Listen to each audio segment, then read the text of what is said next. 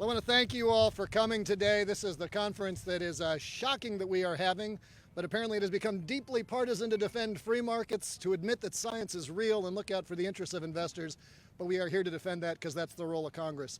I'm Sean Casten. My colleague Juan Vargas and I have founded the Sustainable Investing Caucus. And I will come back and talk to you later. But first, I'd like to hand off to the one, the only, our illustrious ranking member, but I still want to call her chair of the Financial Services Committee, Maxine Waters. Thank you very much. Thank you. I'd like to thank all of the press for turning out today. This is a very important time. And so I'd like to begin by thanking both Congressman Casten and Vargas for organizing this press conference and for the tireless work they've done with me on the committee to advocate for the rights of investors and shut down the extreme MAGA Republican agenda to dismantle ESG. As we expected today's hearing, they confirmed that committee Republicans are no longer a party with any interest in governing. Republicans in Congress care about one thing and one thing only, and that is furthering their culture war campaign and combating wokeism, a term that they're still unable to define, but which we all know means diversity and efforts to address racism. Today, they've taken a break from silly fights over gas stoves and minuscule home buyer fees to team up with their network of racists, dark money, climate deniers, and to launch their latest culture war campaign against ESG and D&I. We witnessed it just a few months ago following the collapse of Silicon Valley Bank, where before even proposing a legislative response to the failures, Republicans crowded the airwaves to throw tantrums about a black man being on the board of SVB. Do not be fooled. This is what this month is all about, and this is who the committee Republicans are. These are not dog whistles. These are bullhorns. But let me be very clear, committee Democrats will not let this stand. That's why, unlike our extreme MAGA Republican colleagues who hate facts, data, and science, we've come armed with the facts. So let me quickly remind Republicans what they are. First and foremost, investors have made it very clear that this anti-ESG campaign is deeply unpopular. In fact, 80% of investors support ESG. They want the opportunity to invest in companies that take into consideration sustainability and diversity, and the opportunity to make the best investment decisions for their financial futures, whatever that may be. Secondly, ESG is proven to benefit businesses' bottom line and long-term growth.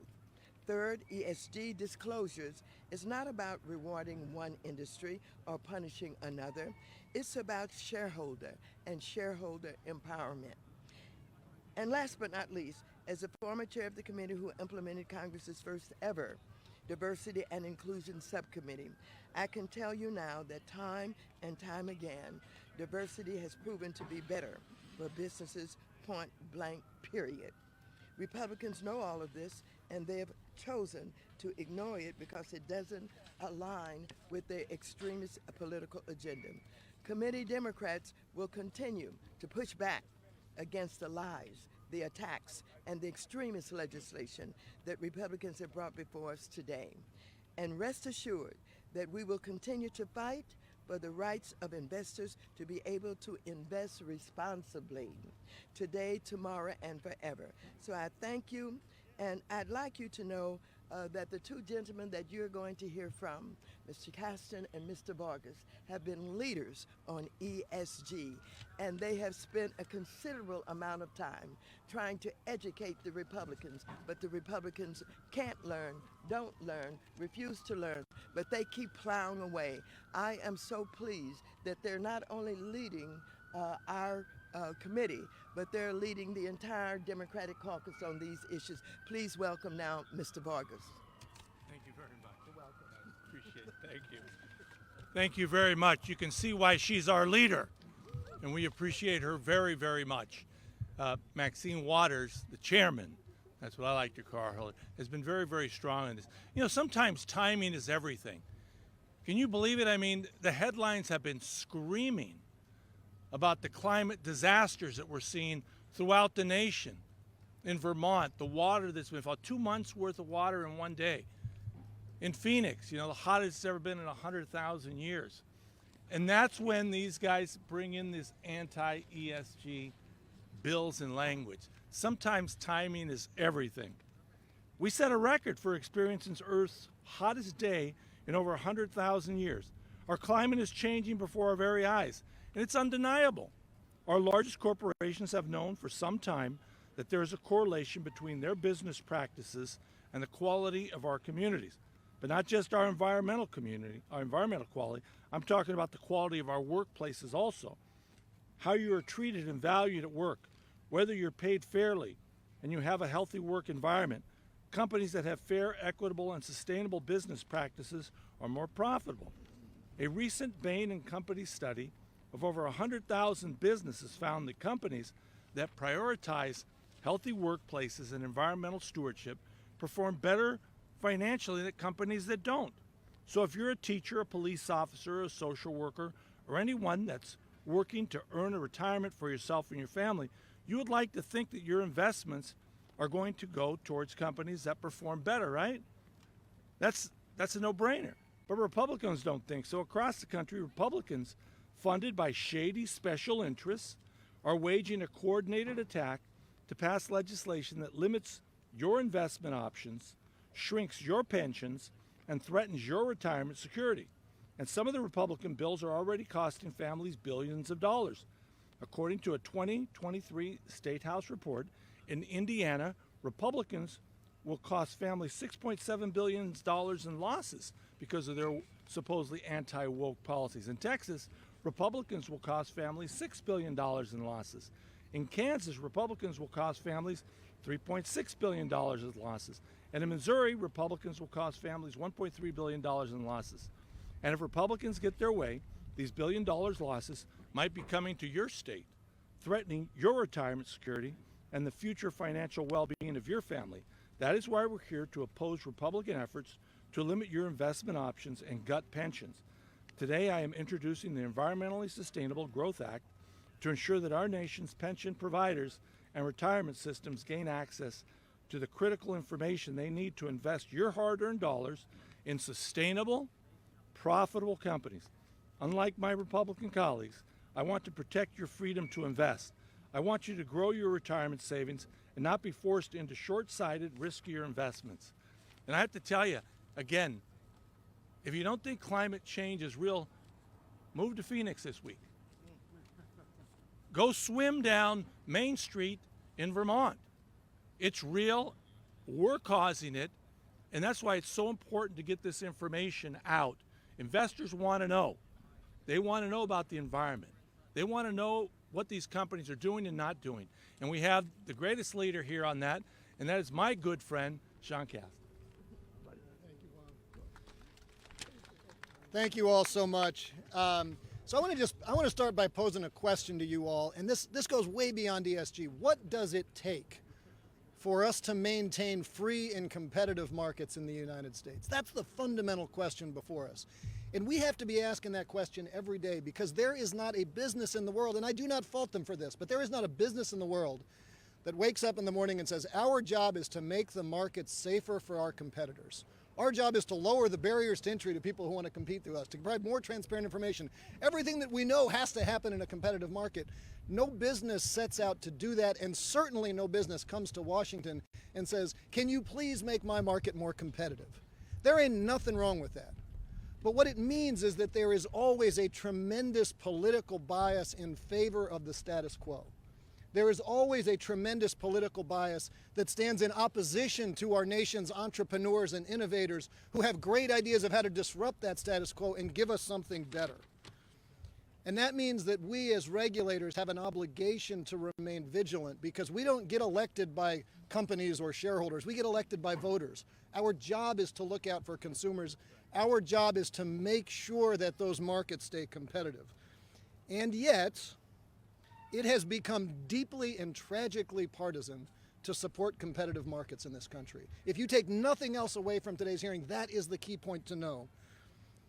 I want to give you a couple facts.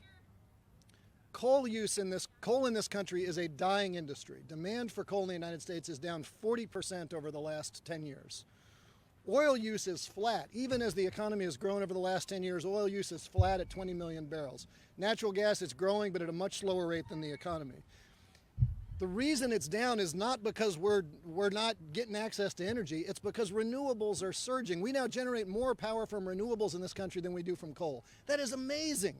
The fastest growing vehicle segment in this country is electric vehicles. That's amazing, that's remarkable. Consumers are flying there, not because they're woke, they're going because if you have a choice between not paying for electricity and paying for electricity, you're not woke if you decide the free stuff is better, you're smart. Consumers are going that direction. Investors are following the money. If you look at what investors are willing to pay for a share of future earnings in any company out there, how much would you pay for $1 of earnings in Exxon? How much would you pay for $1 of earnings in First Solar? There's a 10 times multiple on what investors are paying for shares in First Solar, shares in NextEra, shares in Tesla versus companies like ExxonMobil and Chevron. Again, it's not because the investors are woke, it's because the investors are saying to those companies, I do not trust you to make things that markets are demanding right now. You, Mr. CEO, are fundamentally bad at business and I want to move my capital elsewhere. That's what they're saying in those markets. And that's a great thing for the environment. It means we're getting cleaner energy, we're getting cheaper energy, consumers have choice, and investors are free to move in that direction. And yet, how is the GOP responding to this? They're responding by trying to limit investors' rights, by saying that you should not have the ability to submit proxy statements and actually have voting rights to direct the companies who, by the way, they report to you. You're the owners of those companies if you own a share. They want to limit your ability to influence it. They want to say to states that your pension fund can't invest in the things you want to invest in because I've got this industry which is unable to compete in a competitive market and I want to force you to put your capital there because I so detest free markets. That ain't capitalism. That is stupidity. That's how you destroy our economy. I mean, my goodness, for the party of Ronald Reagan, the guy who, whatever else you thought of him, certainly had a commitment to competitive markets. For the party of Ronald Reagan to run so far away from competitive markets. For the party of Milton Friedman, who talked about the primacy of shareholder rights, to run away from shareholder protections is sad. It's tragic. It stands in opposition to everything that has made our economy strong. And of course, this is about more than just environmental matters. It's about the E and the S and the G. And yeah, it's true. It's partisan to admit that science is real. It's partisan to admit that the climate is changing. Sometimes I think it's partisan to admit that the good guys won the Civil War and that there are still real legacies of segregation in this country. But if the right thing is partisan, we are not going to be judged at the end of the day by whether what we did was bipartisan. We're going to be judged by whether we did the right thing, whether we left this planet and this economy a little bit better than what we found it in.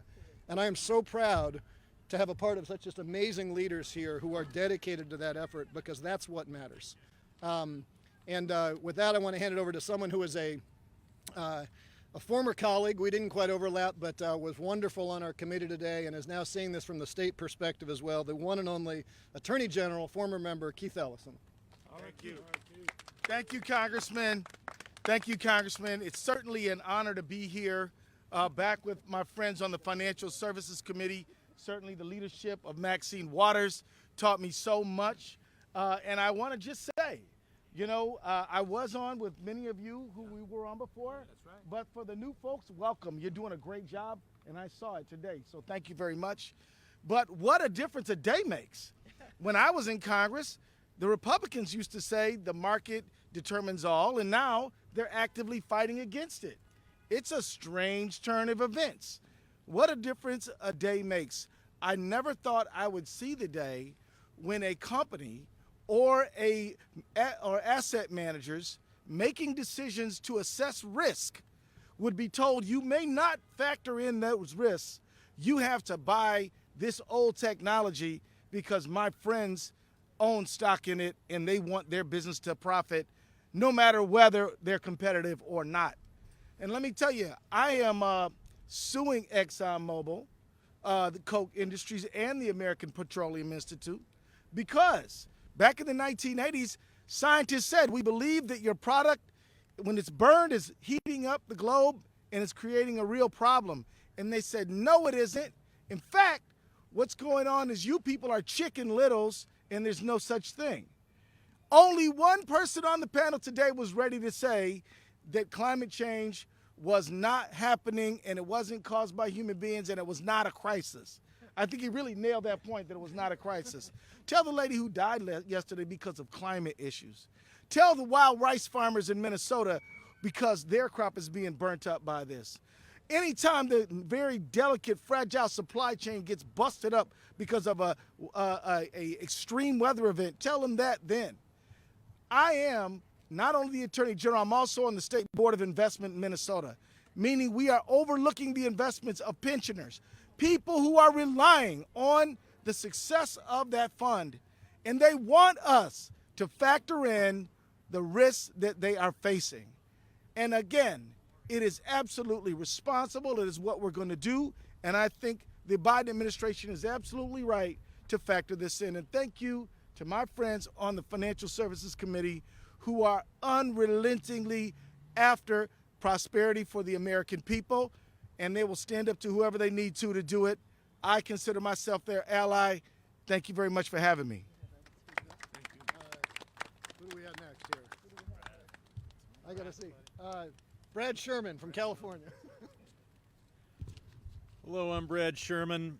I'm the ranking member of the Capital Markets Subcommittee, and more to the point, I'm co-chair of the very small bipartisan CPA Caucus.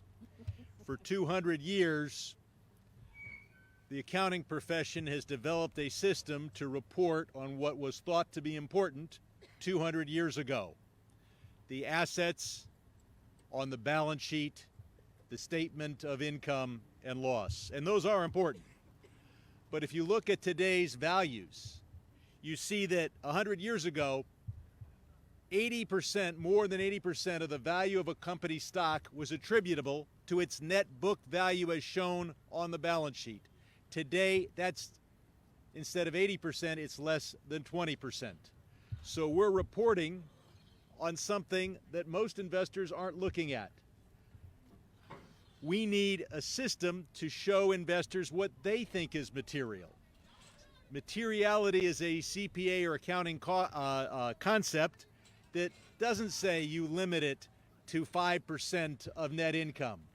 It's material, as a Republican witness testified today, if a lot of careful investors think it's important to them. So what we see here from our Republican colleagues is an attack on the shareholder. Under capitalism, if through the sweat of your brow, if through the care and frugality of your spending, you're able to accumulate some capital, and if you have the courage to invest it in American equities, then you are a shareholder. And under capitalism, those shareholders are entitled to the information that they want. Not what Ron DeSantis wants, not what Patrick Henry says. They're entitled to the information that they want. And shareholders are supposed to be in control of the corporation, not the management. Shareholders through their votes.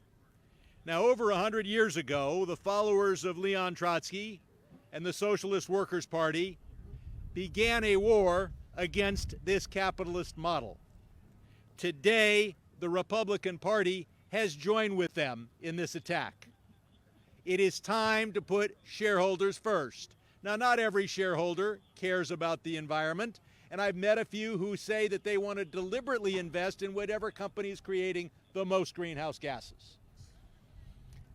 There are sick people in many places. It's the shareholder who decides. And shareholders need the information, not only about the environmental, but I think, as others have pointed out, We need to know about the workforce, which is the most valuable asset of the company. And Republicans have joined with us in these efforts in prior decades when they thought that shareholders who didn't want to invest in Iran, which was developing nuclear weapons, had a right to divest, and pension plans had a right to divest if that's what they decided to do. And today, Republicans would say maybe you don't want to invest in a company that is shipping high technology and artificial intelligence technology to China. So it's time to put the shareholder first. It's time to give the shareholder the information they need. And finally, it's time to end the war on American capitalism, because a huge portion, maybe not a majority, of American investors want to invest in companies that are improving on their climate effect. And if we deny them this information, what will they do? They'll invest in European companies, all of whom are making the very disclosures that those investors want. It's time for American shareholders to invest in American companies based on the criteria those investors want. And the war on shareholders should be limited to the Socialist Workers' Party. Ronald Reagan would be ashamed to see what his party's doing today. So we still have some other people who are going to talk. If you heard the bell, there's a number of us who have to get to vote. So I'm going to turn over to Seth Magaziner. Juan and I are going to run to votes. Seth, if you'd run down the list next, and then those of us who are freak will come back out for the questions. All right. Thank you very much. So my name is Seth Magaziner. I'm a new member of Congress from Rhode Island and a former state treasurer of my home state for 8 years. Here's what we're talking about. The hard-earned savings of workers, of men and women in union halls, on assembly lines, keeping the streets safe, running into burning buildings, working in classrooms, is at risk because of far-right Republican culture war extremism. The hard-working people who I represent, their money is at risk because Republicans are playing games with culture wars. We know that companies that are responsible, that think about their environmental impact, that protect their employees, that protect their consumers, companies that do the right thing perform better over time. And so workers trust investors to identify those companies that are going to succeed and are going to make them money over time. What the Republicans are doing, what they are doing is saying that investors don't get a choice. Working people don't get a choice. The Republican thought police is going too far once again. They're trying to tell us what books we can get from the library. They're trying to tell women and girls that they can't have access to abortion. And now they're trying to tell investors what they are and are not allowed to think about when they make investment decisions. This extremism has gone too far. Instead, we need to give workers and investors the freedom to invest their money where they want to invest it, to consider the factors that they want to consider and make those decisions for themselves, not do the bidding of the oil companies and the deep-pocketed corporate mega donors who are funding our colleagues across the aisle. So I'm proud to stand with the ESG Caucus as a former state treasurer, as someone who has actually managed money for working people. Let me tell you that what they are doing is dangerous and it cannot stand. And with that, I can think of no one better to hand this off to than someone who also works for working people on a daily basis, Brandon Reese, representing the ACLU. Thank you, AFL-CIO. It was. You got it. Close that enough. Was not my Close fault. enough. That was... Good afternoon, Brandon Reese with the AFL-CIO Office of Investment. Thank you for having me today. It's an honor to be here with members of the Congressional Sustainable Investment Caucus. And on behalf of the AFL-CIO, I want to commend the caucus for standing up for the freedom of working people to invest our retirement savings in our best interests. Our pension plans and retirement savings are our deferred wages. These assets must be invested prudently to provide a secure retirement. This means considering all risk factors, including environmental, social, and governance risks. It also means voting proxies to hold corporate CEOs accountable for how they run the company. The Republicans at today's hearing unveiled over a dozen bills that will interfere with the Securities and Exchange Commission and its ability to protect investors. These dangerous bills undermine the SEC's longstanding rules to provide the investing public with information that we need to cast votes at annual shareholder meetings. Today's hearing showed what this ESG debate is all about: removing the checks and balances that hold corporate CEOs accountable. Today we saw that a never-ending clown car of legislation designed to achieve one goal, which is to prevent shareholders from holding corporate CEOs accountable. Our voice as working people, through our retirement savings, must not be silenced. Corporate accountability matters to investment returns and to the health of our economy. That is the lesson of the Enron era corporate accounting scandals and the Wall Street financial crisis of 2008. For these reasons, we reject the Republican attacks on shareholder democracy. Thank you, and I'll turn it over next to Brian McGannon of USIP. Brian? Thank you, Brandon. My name is Brian McGannon. I'm the Managing Director of USIF, the Sustainable Investment Forum. We are a network of investors, asset managers, asset owners, data firms, financial advisors, and community investing institutions. Just want to make two quick points on behalf of investors. Investors should have the freedom to choose which information they consider when making prudent investment decisions and how they vote their proxies. Today's hearing, the included bills considered well beyond restricting ESG considerations. It is meant to muzzle the way investors communicate with the companies they hold and protect their long-term prospects of their investments. I want to thank the Congressional Sustainable Investment Caucus for leading this charge to push back on these anti-free market proposals, and want to make sure that investors have the information they need to make good decisions to protect their long-term prospects of their investments, to protect the ultimate investor and retail investors down the road. So thank you. I will now turn it over to Ben Jealous of the Sierra Club. Well, good afternoon. My name is Ben Jealous. I am Executive Director of the Sierra Club. In my years between leading the NAACP and the Sierra Club, I was an investor at Cape Port Capital, the Silicon Valley, a noted ESG investor in startups. We heard earlier the Congresswoman from Los Angeles say that these congressional Republicans can't learn, won't learn, comes to this issue. My family's from in West Baltimore. We would say that they're stuck on stupid. It's one thing if you want to be stuck on stupid with your politics. This is America. I have 7 ancestors who fought in a revolution back in 1776 because they believed that you should have a right to believe what you want to believe. What you should not be allowed to do is stay stuck on stupid and then pass a law that requires the person who invests, my employees, our neighbors' 401ks, to stay stuck on stupid too.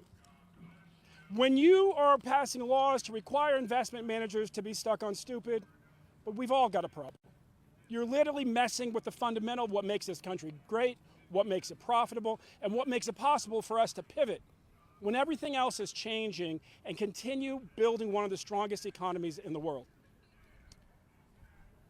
But when you're doing that, and the members of the key committee have accepted $6.6 million from big oil and big gas, then we're talking about corruption. And that's what we're dealing with here.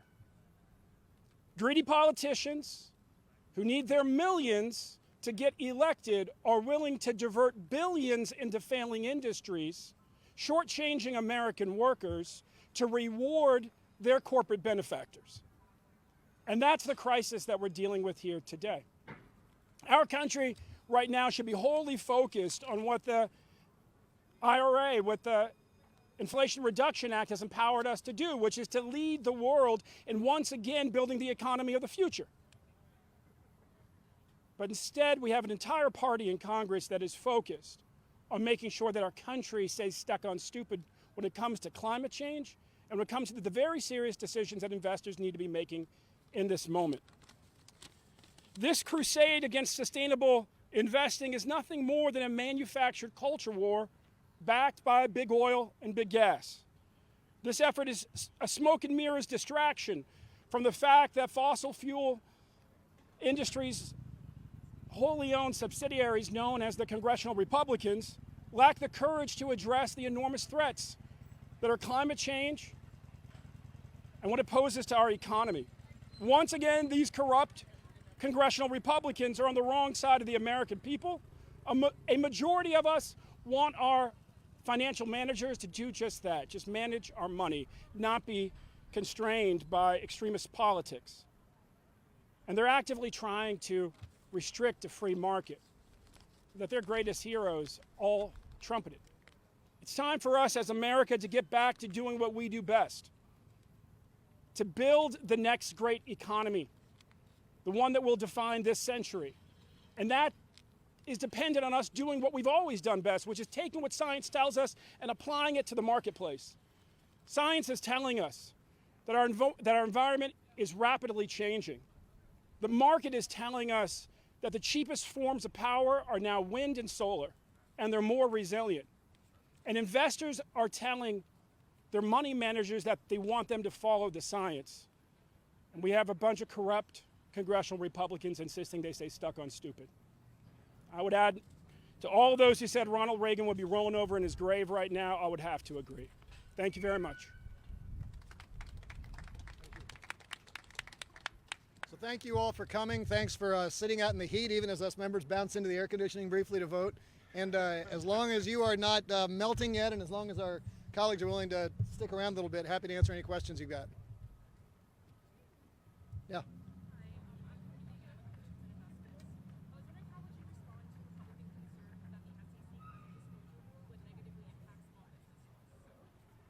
So the question was, how do we respond to concerns that the climate disclosure rule is going to affect small businesses? I think let's trust the SEC to roll the rule out. But there is no question but that huge amounts of capital want to have access to information. You've got a tremendous concern, frankly, on both sides of the aisle, about concerns about greenwashing. How many times do you double count a carbon reduction? If I make a wind turbine, am I a zero carbon company? How about if I buy the wind turbine? Am I a zero carbon company? How about if I use that wind turbine to make steel? As the steel company, you can't double count it all the way. And so what the SEC is trying to do is create a consistent set of rules that says we have a consistent set of rules for how we report carbon emissions and how we report your exposure to carbon emissions. I think the strongest counter, though, is that whether or not you like what the SEC is doing, the European Union is acting. And for multinationals in the United States, many of whom depend on small businesses for their services, they're going to have to come into compliance with the European compliance regime unless the United States chooses to lead. We have some colleagues who have a problem with leadership. This is the wrong line of work for them. I think we should lead.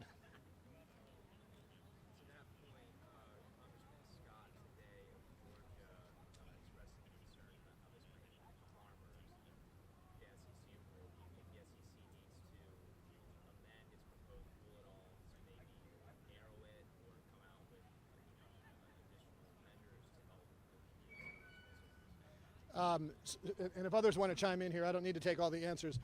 I think in general, I think it's presumptive to speculate on what the SEC is saying they're going to do until we have seen the rule. I think there's a rich conversation to be had about Scope 3, primarily because in a world where everybody reports, Scope 1 and Scope 2 are sufficient. In a world where you have incomplete reporting, you need to do Scope 3 just to understand where the system is lined up. And certainly in the conversations I've had with SEC, I think they are sensitive to those concerns, but I think we'll want to see how the final rules come through. Did you have something to add? What I would add, though, is that whenever someone says farming, whether it's small farming or large farming, I used to represent the Imperial County. Truth of the matter is they shouldn't get a pass. I mean, if you take a look at a lot of the carbon that we see, it happens also in farming. I mean, the truth of the matter is, now, is it going to be hard for some small farmers? No, I think the SEC is going to balance that out. But I don't think that we give farming and agriculture a pass. I think they need to be involved in this, and I think it's important that they are. I'll just add, in the proposal, those that large filers that have to comply with Scope 3 under the proposal can estimate their Scope 3 impacts. So there is no mandatory, they have to go through the entire supply chain. That would affect it. So that's a little bit of a misnomer, a little misinformation that's out there, that every small farm, small business in the supply chain from a major corporation will have to report that.